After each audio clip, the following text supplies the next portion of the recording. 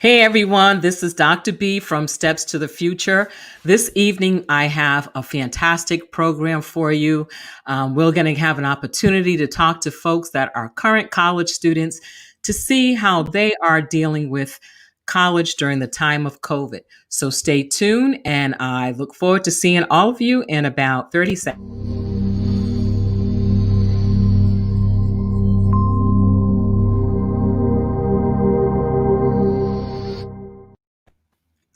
Okay, we are back on air, and I would love to bring my guests on right now so you can meet them. So I am just going to start and have them introduce themselves. And Hulon, I'm going to start with you. So just give your name, your school, what year you're in, and your major. Okay. Yeah, my name is Hulon Jenkins. Currently attend the University of Michigan, and I'm studying computer engineering, and I'm a junior right now. Okay, thank you. Nick, how about you? Hi, I'm a first year at Wake Forest University, and I'm somewhat undecided, but I'm an intended politics major. Okay, great. And Carlos? Hi, my name is Carlos Villarreal. I'm a first year at UNC-W, and I was a marine bio major, but I've actually recently changed it to international business with a minor in Spanish. So, Oh, hey, that's pretty cool. I don't know. I can't remember now if your mom told me that or not. We might have had a conversation or a messaging back and forth. So, folks, all of these folks are, currently in college. They're all a couple of them are home now because the schools have ended for the not ended, but people are off campus. So tell me a little bit about Hulon, we'll start with you again. So tell me a little bit about you started at University of Michigan way before COVID. So tell us a little bit about starting there before COVID and what it's like now with COVID. Okay. Well, I can tell you what it's like now. It's pretty much I'm doing engineering, so it's a lot of like coding online problems and things like that. I don't actually have to leave my house for any of my classes since they're all virtual. And that's really different from when I first started out, like freshman year. I think a major part of the college experience was actually going to classes, taking buses to where you needed to go. And it's not really like that anymore with COVID. Like I said, a lot of stuff is virtual. So a lot of people that I know just can do everything they need to just from their rooms and on their computers. And I kind of feel like that takes away a little bit from the college experience. So I'm glad when I was a freshman, I got to do that. And I hope this is over sooner rather than later so we can get back to that as well. Okay. So thank you. So Nick, I know we talked we talked at least one time since you've been on campus. So tell me what's changed, you know, just tell me what your experience was like being on campus during the time of COVID.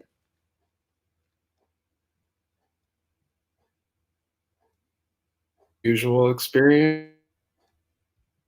Yeah, just what was your experience? Yep, I think you're freezing up on us. All right. So Nick, we'll come back to you. I'm going to go to Carlos because I think you froze up, Nick. So Carlos? yeah. So what was your experience at UNCW, because you just went there and all you knew was during the time of COVID. Yeah. So, actually, I'd say, first 2 weeks we were there, it was pretty normal. Everybody moved into campus. There was, of course, some people who decided not to move in because of safety concerns for COVID. But I'd say everything was pretty much normal aside from like major things, like, for example, our recreation center, so the gym, basketball court, those were closed. A lot of on-campus activities. There's this thing, this really large beach event. It's like a big beach party that the school puts on. That was canceled. All club sports, everything was canceled except for like basic necessities. So I'd say that it wasn't bad, but it wasn't the full experience. But I still enjoyed it. And enjoyed my time after everybody got sent home too. I think it was good, but it was definitely like a half experience. So Okay. Thank you for that. We really appreciate it. And Nick will join back with us soon as he can get logged back in. So Hulon, tell me, so because you had the opportunity to be there before COVID, what type of extracurricular activities were you able to do on campus? Yeah, okay. So before this pandemic, a lot of the activities were, at least the activities I was doing was like project teamwork. So my current project team is called Michigan Mars Rover. Okay. So um, that's where I get a lot of like work doing some projects with other students, a lot of which are my really close friends now. And now that everything has gone online, a lot of the work, it's just virtual work. That's pretty much how the best way I can put it. In terms of like outside of trying to do anything productive, just like having fun type stuff, it's mostly hanging out with my roommates now. In the past, it was, we could go to movies in town since we are in Ann Arbor, Michigan. So there's a lot of things we could go out and do. And now we can't do that as much. So we're kind of more or less kind of locked into where we are right now. So it's just a lot of hanging out with our roommates. Okay. Like so you're still in Ann Arbor? Yes, I am. For like 2-3 weeks until my finals are over. Then I head back home. Okay. All right.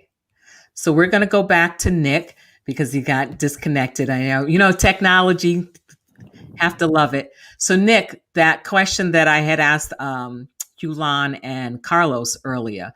So what's your experience been like on campus? I know that, you were really looking forward to Wake Forest because you did a summer program there, so you knew the campus. So tell me, what has it been like? Well, it's been an unusual experience for sure. I just had a recent project where I had to interview people about how they felt about Zoom, and how it's been like utilized this semester, and they felt that it wasn't it didn't have a positive effect on their learning, and I definitely struggled adapting to paying attention while you're on Zoom. And another aspect of college life in COVID was that it was hard to make friends because it was sort of hard to know who to trust, to be able to know who was acting responsible during this time. So I think those are the two main things that had an effect on my experience this semester. Okay, thank you for that. And for people who are just joining in, we're talking with 4 current college students who are just giving us their perspective on what it's like going to college during COVID. So we have Hulon Jenkins from the University of Michigan, who is a junior. We have Nick Aime, who is a first-year student at Wake Forest University. And we have Carlos Villarreal, who is a first-year student at UNC-Wilmington. And these are all great students, and I've had the opportunity to work with them. So I'm really thrilled that they were able to be here. Those of you that are watching, if you have any questions or a comment that you want to make, please put it in the comment section. And remember, throw some emojis in there because we always like to see a little bit of love and let us know that people are out there listening to us. So, Carlos, I'm going to go back to you. What is it that you miss the most that you had hoped you were going to be able to do and it didn't happen? Yeah, so I'd say the thing I missed the most was definitely the ability to make friends. I'm sorry, is there echo on my end? Nope, you're good. Okay. Definitely the social aspect, because at UNCW, I don't know if it was like this at Michigan or Wake Forest, but within 2 or 3 weeks they ended up sending all the freshmen. They had this policy where double occupancy rooms. One of the roommates had to decide whether they wanted to move somewhere else on campus or just go home. And because a lot of people got really close with their roommates the first 2 weeks, a lot of people just left campus. And so I was actually living by myself from the beginning of September until November. And so it was kind of hard to make friends. And then moreover, I'd say a lot of activities that I think, or it's just even having classes in person, it was really just the social aspects what I really missed the most. It was a pretty lonely experience, and it wasn't anything bad, but it was definitely not what the typical college experience would be. I don't know. It's just really different. So. Okay. So Hulon, tell me about. So I know with your major, there are probably some lab work and stuff. So earlier you were telling us a little bit about what your lab situation is like when you do have labs. So would you like just share that with us again? Yeah, sure. So the lab situation here at Michigan is they call it like hybrid stuff because it's a mixture between in-person and virtual. And so how it goes as of right now is like one person goes into the lab and social distances from everyone else and wears a mask and face shield. And then they have like a laptop, not a laptop, like an iPad on a stand set up behind them. That way they can be in a Zoom call with their lab partner while they actually do the lab. So that's kind of how they are going about doing it. I haven't done anything like that this semester, but I will be doing it a lot next semester. And like I said, I'm not the most thrilled about it, but it's the best that we're gonna get. And I'm actually not even 100% sure if that's what we're gonna be doing next semester, because I know if things get worse, probably gonna end up going completely virtual. Then I don't actually know how we're gonna be doing labs. Yeah, and that I think, when I think about the opportunities to do those hands-on things, that really does take away from it. And I heard, Carlos and Nick talking about, making friends, especially as a first year student. I mean, you make friends by actually being in class with people, going to different activities, joining clubs and organizations, going to sporting events. So, Carlos or Nick, either one of you, have there been sporting events on your campus that you've attended? Yeah, so for Wake, I've gone to one football game and one soccer game. For the football game, you had to enter a lottery, and you had like a 50-50 chance of being able to go to the stadium. Um, and it was fun. I went with a good set of friends that I knew that were being responsible during this time. And also the same thing for the soccer game. Um, we had to enter a lottery again, and we weren't allowed actually in the stadium. We had to like sit on top of a hill that was like right next to the stadium. But it was. I mean, it's a good break from just sitting in your room all day and studying. So I would say like going to those games was definitely a highlight of the semester. Okay. What about you, Carlos? Yeah, so I actually ended up talking to some of our kids. The only team that was in season was baseball, and I never attended any baseball games. But every time I drove by and they were having a game, the crowd usually just looked like older people, like their parents. So I think like I don't think they were allowing. I know for sure they weren't allowing students to enter those games. So I'm not really sure what the exact restrictions were, but I didn't attend any games or anything like that. So. Okay. So Hulon, so I know with your major, you're pretty busy and you probably have been pretty much like relegated to your room. But did you have the opportunity to attend? I mean, University of Michigan, did you have the opportunity to engage in any extracurricular activities from the school? From the school, are you kind of talking about the sporting event type things? Sporting event or other activities? Because I know you're involved in a lot of things. Yeah, okay. So this semester, not so much.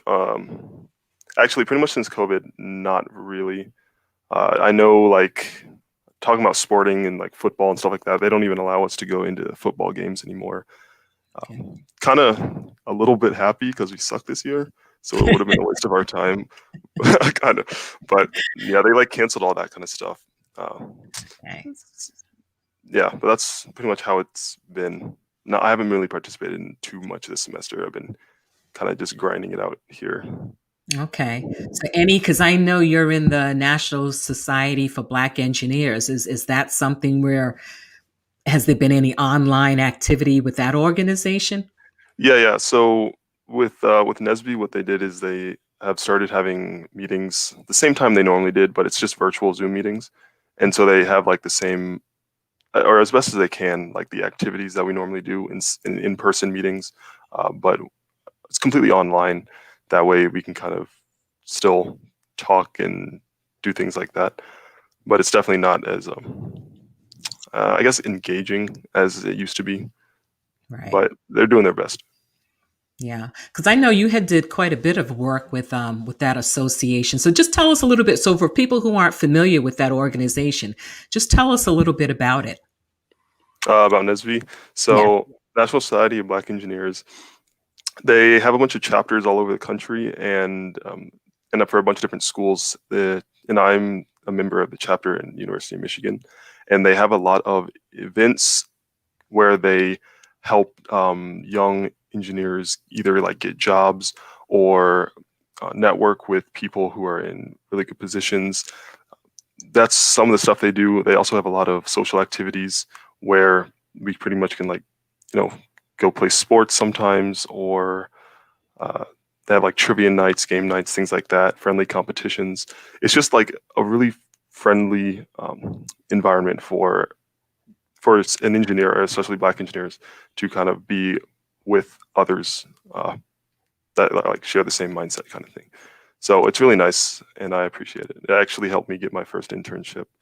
Yeah, so talk about that because I was so thrilled when I read that when I read about your internship. So just tell us a little bit about it. Sure. So the internship came from the NSB National Convention that was being held in Detroit. So being in Ann Arbor, it's only like a 20, 30-minute drive. So a lot of people from the NSB chapter here went there, and it was just like a massive career fair where you got to talk to a lot of companies over the course, I think it was like 3 days or something like that. Okay. And so me and my friends went over, and we got to just talk to a lot of companies, network with a lot of people, and that's how I got my first internship at Raytheon. So it was really, really useful because without that, I don't think I would have gotten any internship in the first year. And in engineering, especially, internships are like stepping stones. And if you miss one, then it kind of hurts you down the line. So it was really, really crucial. And I'm happy that they had that available. Okay. Thank you for that. So, Carlos and Nick, I know with you being first year students, you really haven't had the opportunity to do a lot of looking around and what have you. But have you had the opportunity to even think about any clubs or organizations that you might be interested in joining? So I guess, oh, Nick, do you want to go first? I'll go first. You can go first. Okay. So I was thinking of joining as you and Nick know, I play soccer. So I was thinking of joining the club soccer team. I was automatically put in this group at UNC-W called Centro Hispano because I'm Latinx. And so they have a few clubs through there. One is Okay. Alpha Psi Lambda, which is a Latino fraternity at UNC-W. I was thinking of joining that, and they also have these other this other program. Not entirely sure what it was called, but it's basically when Latinx students who are at UNC-W act as mentors towards younger Latinx students in the Wilmington population, and they kind of just like encourage basically young Hispanic students to seek out further education post high school and stuff. So I was thinking of joining something like that. But other than that, I didn't have much other time to look towards other clubs because I was really stuck with Chemistry 101, which was a trip. Oh, okay. We'll have to hear more about that Chemistry 101. So, Nick, what about you? Yeah, so for me, the only extracurriculars that I've gotten involved in so far are the Black Student Alliance. Okay. I was able to get a spot on the Service and Outreach Committee for the Black Student Alliance, and for the past few weeks, I've been going to the campus garden and getting involved with the Sustainability Club on campus. Okay. Which is just involved in spreading environmental awareness and taking care of the environment in the broader Winston-Salem community. Other than that, I'm a part of a scholar program that's just been basically like mentoring some of the underclassmen in research that we'll be doing during the summer and stuff. So I'm definitely excited and looking forward to that. But other than that, we haven't, like for the Service and Outreach Committee on BSA, like we haven't been able to do anything because of COVID. And they're saying that they're, like ramping up and getting ready for the spring semester.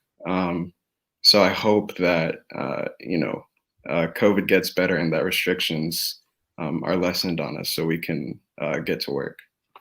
Okay. So Nick, before I go and have Julia introduce herself, Nick, I'm going to brag on you a little bit. Nick is one of those students who did everything right. Well, most people do, but he was able to get a full scholarship to Wake Forest University. I mean, a full scholarship that covers room and board, tuition, books, fees, everything. So just wanted to give a shout out to you, Nick, because I know that, going through those interviews that you had to go through and the essays that you had to write and how you stuck to it. So just wanted to give a shout out there. So people, it's doable. And hey, my girl Julia is here. I'm going to have her introduce herself, but before she does, I just have to tell you how great it was working with this young lady. She was just a shining star. She knew what she wanted to do. If I gave her a homework assignment, it was done before it was even out of my mouth. A lot of times she went ahead and did above and beyond. She really took ownership of the process. And I'm just so proud of her and what she's doing. And I love when I run into her mom every now and then and she gives me updates on how she's doing. So Julia, introduce yourself, tell us your name, what school you're attending, your major, and what year you're in, and kind of what you're doing now. Hi, I'm Julia. I'm a third year at Suffolk University in Boston, Massachusetts. I'm a double major in biology and philosophy. So currently speaking, everybody's online, but in my normal semester, I typically am a research assistant and I do a lot of bacterial research. So I've been assigned this project extracurricularly by this professor who I took the initiative and I asked him to join his research lab. And he gave me the opportunity to join. And since then, I've been working for him since spring of my freshman year. So I'm going on 2 years now. And so basically with that, I do a lot of bench work, which means I work a lot with bacteria and I work with human throat cells. And I do a lot of my own research as well as myself is I run it and I make the protocols myself. I'm also a philosophy major and I was a secretary of a club for a while called PPE on campus. And then also I work a part-time job here in Boston at a cafe as well. So yeah, that's pretty much what I do. A lot of my research has been halted due to COVID because of restrictions on campus, which is unfortunate. But I'm also a TA as well. So I've definitely gone into college and done everything that I have aimed to do. My start of my college career, however, I did start in an unusual location. I started in Madrid, Spain, and I spent a semester in Madrid, Spain as my entrance into college for Suffolk because they have a campus abroad. And so I was able to start there. And then I came back my spring of freshman year, which was 2019. And I came back to Boston and I dormed, and now I live off campus, still in Boston. Okay. Yeah. I remember when we started working together, that was one of your goals, is to have an international experience. And you did have the opportunity to do that. So I'm thrilled for that. You have certainly taken full advantage of everything that Suffolk has to offer. So I love seeing that. So for you guys that are first year students, once these opportunities come about, make sure you jump on them. Now, for people that are just joining in or just tuning in, I'm just going to go through the quick introductions again. We have some of my former students here with us, just giving us their views on what's happening with them during the time of COVID. So we have Hulon Jenkins from the University of Michigan, Carlos Villarreal from UNC-Wilmington, Nick Aime from Wake Forest University, and Julia Lockart, who is at Suffolk University in Boston. So again, I'm really thrilled that all of you were able to take time out of your absolutely incredible, crazy schedules to do this, and especially because Dr. B was last minute asking, because I'm like, oh, let me throw this out here and see if anybody answers. So I was so thrilled when you guys did. So what are you looking forward to most during this upcoming break? And I'll start with Hulon. I'm looking forward to not having something to do at every hour of the day. It's been a pretty busy semester, and it's being online. It's like, normally when you have classes, you like go to class, do work, and then come back, and then you do some homework and leave. But now it's like you have the opportunity to either watch a lecture, do homework, or work on your club activities all the time since it's all virtual. And I'm kind of looking forward to just having a mental break from that, because it's been quite a busy semester so far. All right. Thank you for that. Carlos, what are you looking forward to most during this break? Well, there's actually a few things. So first of all, because I was living on campus and I was like eating dining hall food, definitely my mom's cooking. For sure. Like Hulon said, I don't know if anybody's seen like the stuff on the internet, like the memes and stuff, but there's definitely like being all virtual, there's always something going on. There's always you have an assignment. So I'm looking to having just like a break. And then also I'm working over Christmas or over the winter break.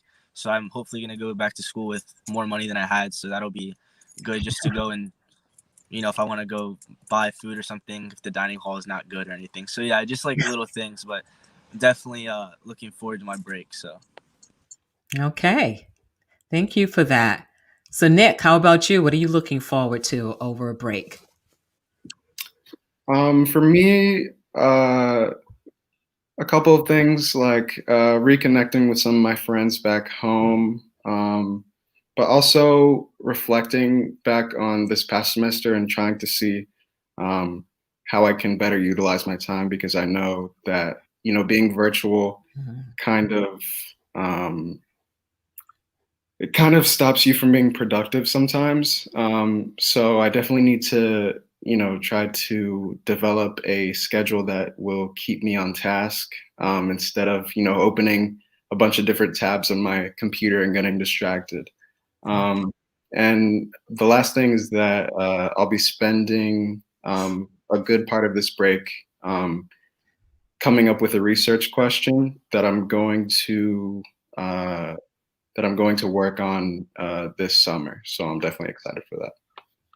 Okay. So the research question, what class is that for, a particular class? No, it's for my scholar program. Okay. We're being granted some money to do some research during the summer. So. All right. Okay. Pretty neat. So Julia, what are your big plans for the summer? I know you always have something going on. For the winter, I'm staying here in Boston. I'm hoping maybe to get back into the research lab with the time that I'm going to have. We'll see. I'm also going to be working, and pretty much my goal is to find also, I have research during the summer, but I'm looking for a paid internship this upcoming summer, giving it's my last summer before I graduate. So I'm really focusing on the efforts towards finding an internship this upcoming summer. Okay, thank you for that. So again, finding internships, just having some downtime. So what is, for all of you, what is the worst thing about being on Zoom? The absolute worst thing about being on Zoom. Hulon, I'll start with you first. Sure. So when I was a freshman, one of the things I guess took for granted is being able to travel to your classes and like walking with your friends to and from classes, to and from dining halls, to and from activities. That is such a crucial part of college that I did not know I was going to miss as much as I do. So the hardest thing, and the thing I don't like about Zoom, is that I can sit in this exact position from 10 a.m. until midnight doing work with only breaks to eat. it gets kind of tiring. I'm in this room a lot, doing a lot of virtual things, and I really wish I was able to go out, walk around our beautiful campus that we have, be outside. But with all this stuff I'm doing, it makes it a little bit harder to do that. So that's why I don't really like Zoom as much. It's the worst part about it, I'd say. Yeah, I'd have to agree with you on that one. So what about you, Carlos? What do you dislike the most about being on Zoom or any I'd say the virtual thing I dislike platform? on the virtual platform is but when I still had all my roommates, a lot of it was just I wasn't easily distracted, but it was a lot easier to get distracted than usual because we don't have the same class times. And so like my roommate could be hanging out with friends in the common room and I'd be in my room trying to listen to a Zoom lecture, this and that. So I think it's just like how it like easy it is to get distracted, but also you could just solve that by going to a library or something. But even then it's just, I don't know, it's not the same as being in class. To me, it was just like I was easily distracted. So Okay. Thank you for that. How about you, Nick? Yeah, for me, one of the worst parts about Zoom is the breakout rooms. I think everybody can speak to this, but like sometimes professors will send us into breakout rooms with like not a lot to do. So if they send us for like 10 minutes in a breakout room, we may be doing nothing but staring at each other for 5 of those minutes. So that has definitely been a frustrating part of being virtual.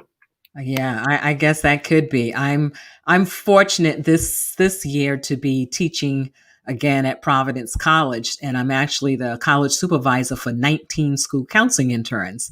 So I've had to learn how to make sure that we're better engaged on Zoom.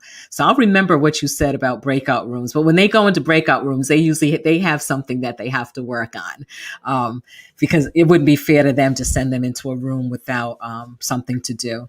So Julia, what's the downside of being on Zoom for you? I guess I'd probably name two things. One of them is definitely the lack of routine in my day. Like getting up, getting ready to leave for campus and going is definitely something that like I didn't realize I needed that structure. That's definitely shifted. And also just lack of access to like things that I was doing, like loss of campus and loss of just research in general really shifted my life and my perspective on like how I viewed school and myself in school. Okay, thank you. And with you being in Boston, oh my God, because your campus, you're right across from the Boston Commons, right? Yeah, Very I'm close back to it. now. Yeah, that's like, I mean, Boston and where your school is located is such a college town, and not to Yeah. be able to take advantage of all of that is like, that's heartbreaking. That's heartbreaking. So what are you hoping, all of you? What are you hoping for next semester? Or what have you heard? No, let me take that back. What have you heard from your schools about next semester? Have they given you any information about what they think it may be like? Because I know, that's a question that COVID's going to determine the final answer for us. But what kind of communication has your college given you about the spring semester? And I'll start with Hulon. Yeah. Okay, so the information that I've heard about next semester is that it's going to be similar to what it is right now in terms of hybrid labs and mostly virtual classes. I do know that they have made it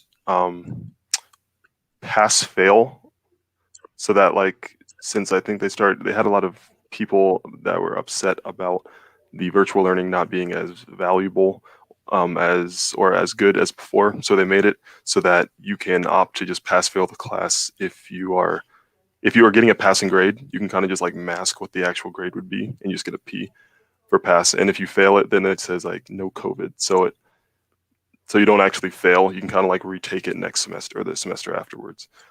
And additionally, we have no spring break. They took that away. So it's just going to be like, I think, a bunch of consecutive weeks of work, kind of like this semester, and then that'd be it. So that's all I know in terms of next semester. Okay. So with this semester, do they institute that pass fail policy this semester also? Yeah, they did it like a week and a half ago or so. They sent that out. I think that did relieve quite a few people. Okay. Are you thinking about taking advantage of that or? I might end up doing that, Okay. but it's good. I think I'll be okay, but it is good to know that's like worst case. I have that available to me. Okay. That's an option. Carlos, what have you heard about at Wilmington? What are they saying about next semester? Yeah, so honestly, they've been really vague. Most of what they said is that, I know for sure that all the freshmen that moved out are having the opportunity to move back in. But I've also heard that, depending on COVID, they may end up going all virtual. And honestly, it's been really vague, and they haven't given a lot of information. They're kind of waiting until mid-December to really tell us what's going on. But all I know is for sure is that the freshmen are moving back, and that they're hoping to return to normal. And they've made a few, they've taken a few actions, such as they almost completely reopened the gym while we were still there. So I think there's a chance we might go completely back to normal, but also I'm not sure completely. So. Okay. Thank you, Carlos. I appreciate that. Again, for you folks just joining in, if you have a question or a comment from one of our young folks, please put it in the comment section. They'd be more than willing to address your question.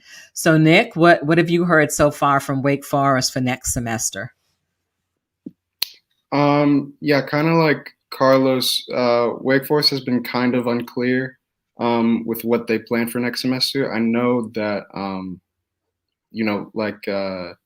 the administration has been meeting with extracurriculars to try to see how they can operate in a way to make the social life better on campus next semester, because the extracurriculars have just been like having 1 or 2 Zooms every few weeks.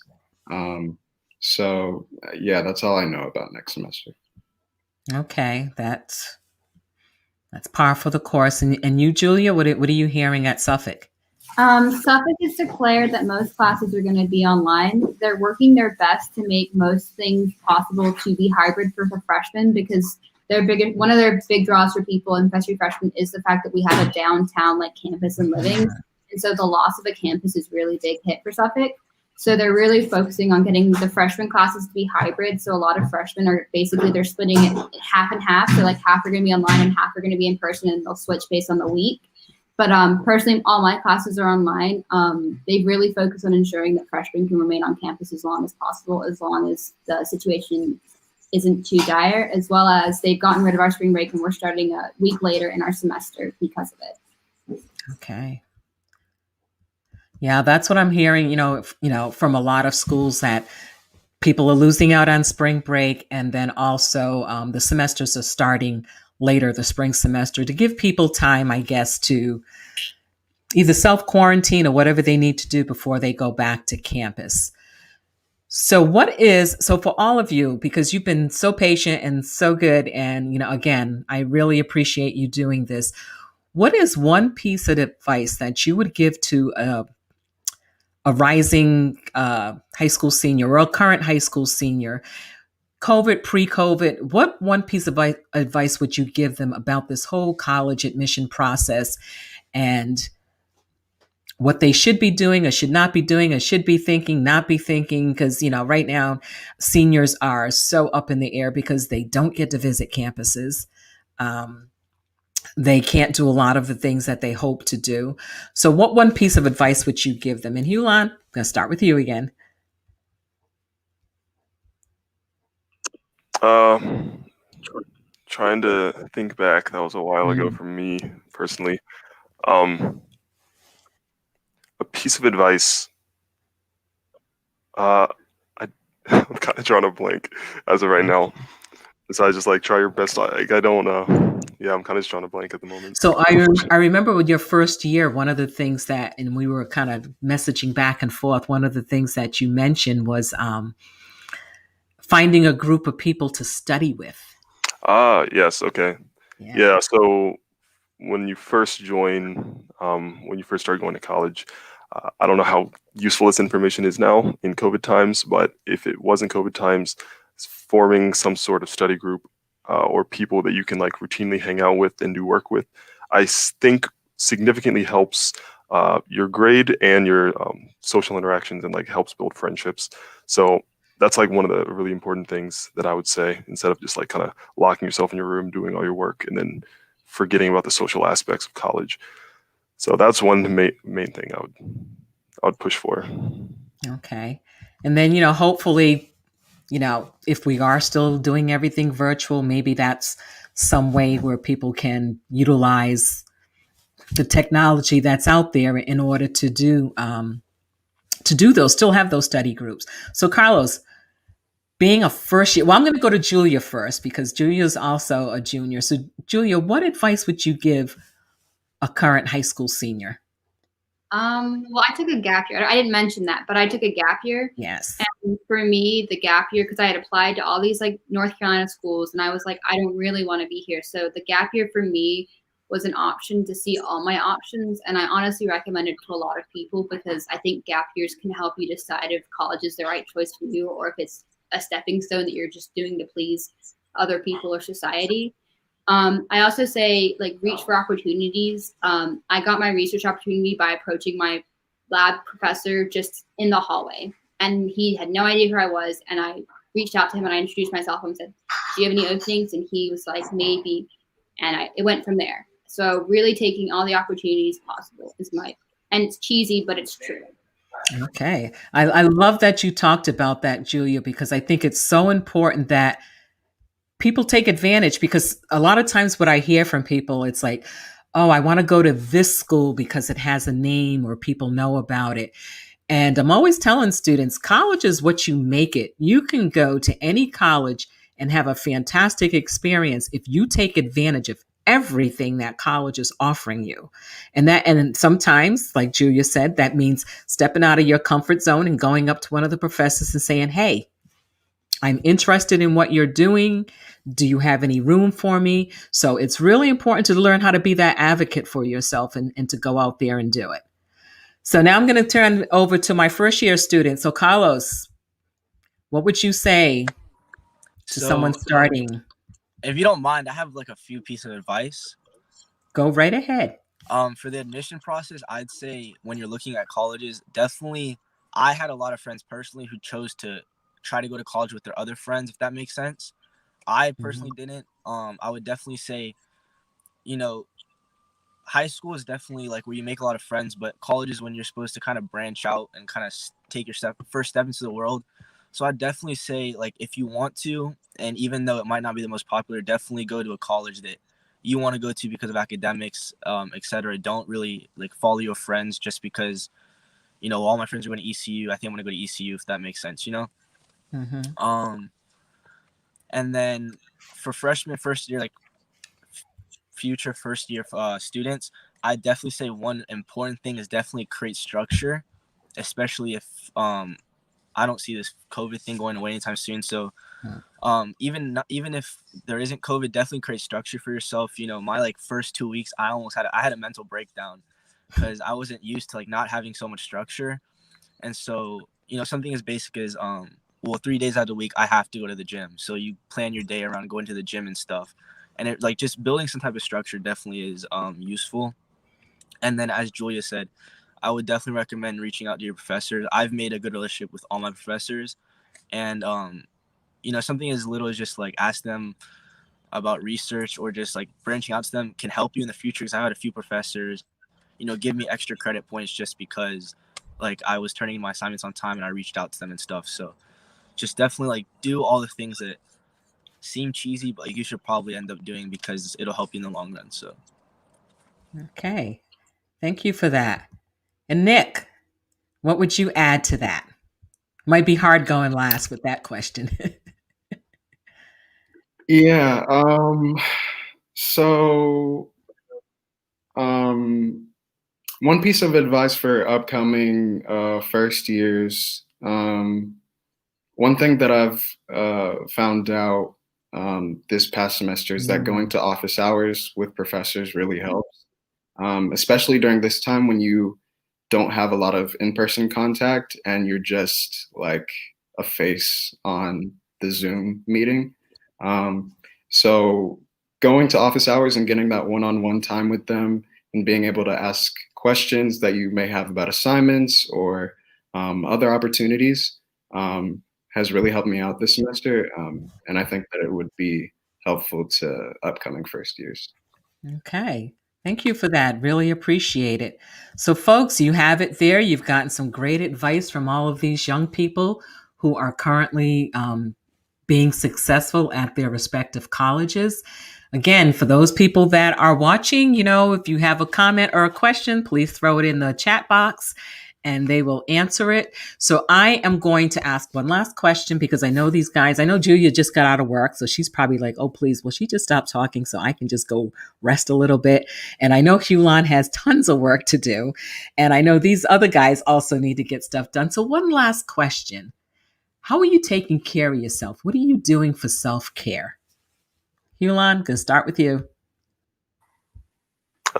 Self-care, I would say making sure I don't work too many hours in a row. Make sure I hang out with my friends a little bit to try to relax and de-stress, or else I don't want to keep pushing myself way too hard. I definitely could, but I think key breaks and just hanging out with your friends is very, very crucial in keeping you kind of sane and productive. Thank you for that. I appreciate that. Julia, what are you doing to keep yourself sane, and what kind of self-care are you doing? I'm being honest, I'm kind of struggling in this aspect because I do a lot of work. I have another job on campus, I have my cafe job, and I have school, and I'm definitely struggling in the self-care, and I'm definitely heading toward a burnout, which I'm trying to avoid. So I'm trying to work out more. I'm trying to set myself more of a routine and just allow myself time to forgive myself for taking breaks. It's my biggest thing is forgiveness on myself. Okay. Julia, I'm going to push you on that one. Take care of yourself because I don't want you burning out. You have so much going for you. It's okay. It's okay to take a 5-minute break, a 10-minute break, because you deserve it. I mean, you've been working hard since day one. So it's okay. You're not going to lose any ground. You're going to be fine, but give yourself permission to take a break. So Carlos, tell me what are you doing to take care of yourself for self-care? So it might sound kind of weird, but I personally I love physical activity, so I exercise a lot. And just for me, just having a schedule in general just gives me peace of mind. So having structure in my day. So really as long as I have some sort of structure as what I'm gonna do, and as long as I get stuff done on time, that's kind of takes care of itself on terms of self-care. So yeah, really just having a structure and being able to, work out and stuff is what really helps me stay sane. So.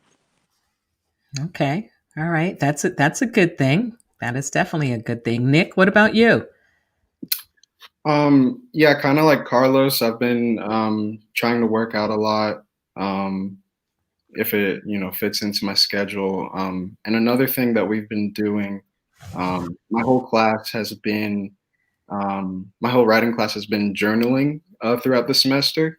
Oh. So every week we have to do about 2 pages about how we feel during this time. And it's a chance for self-reflection. And I think that has been something that's been pretty good for me this semester.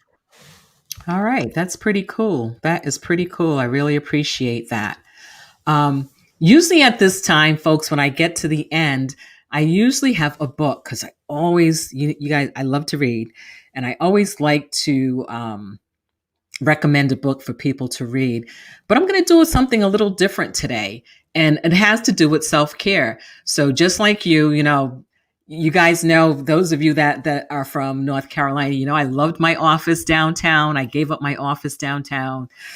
Really miss it. Really, really miss being downtown. I miss being able to walk around downtown and see all the different stores and talk to people and what have you, and just being part of that atmosphere.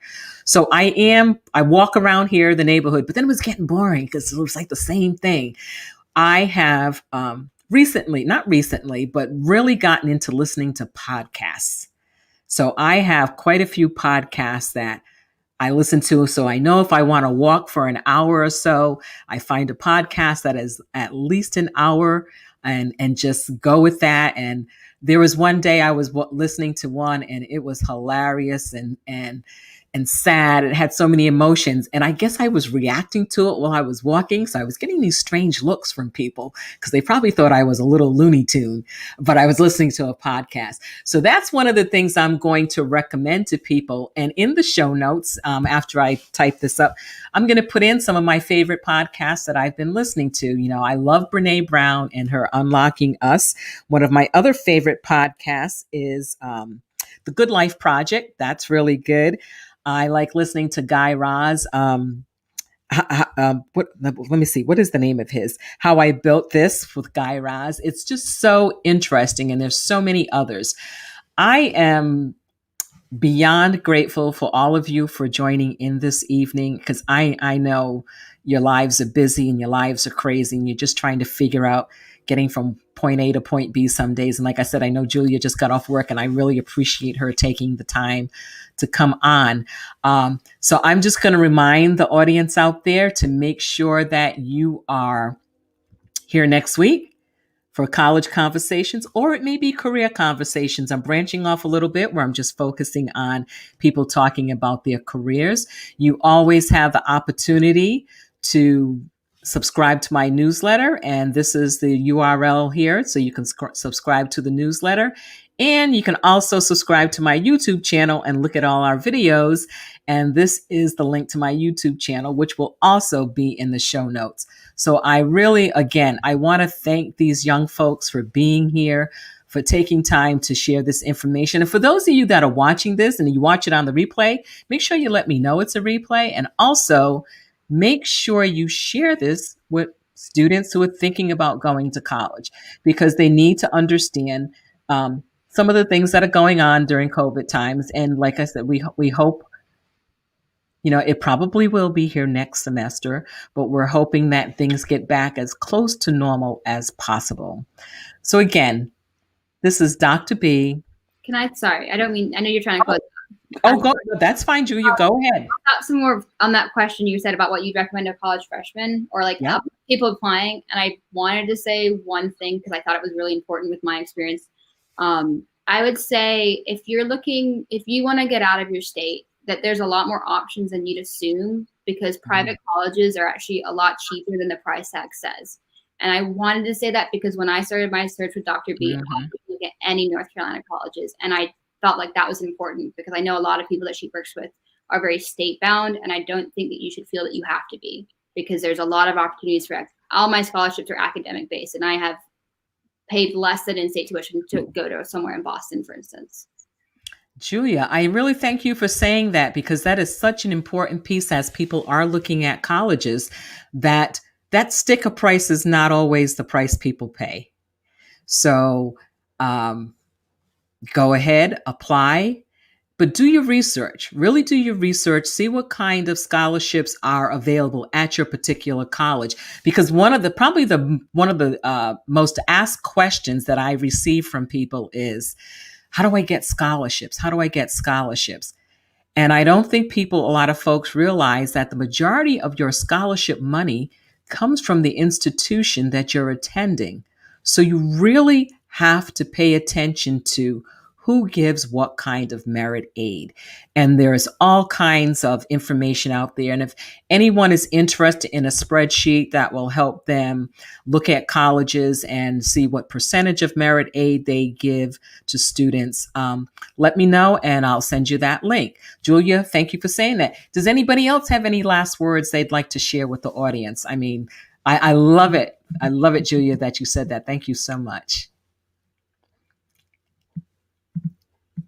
Any last words, Nick? Go ahead.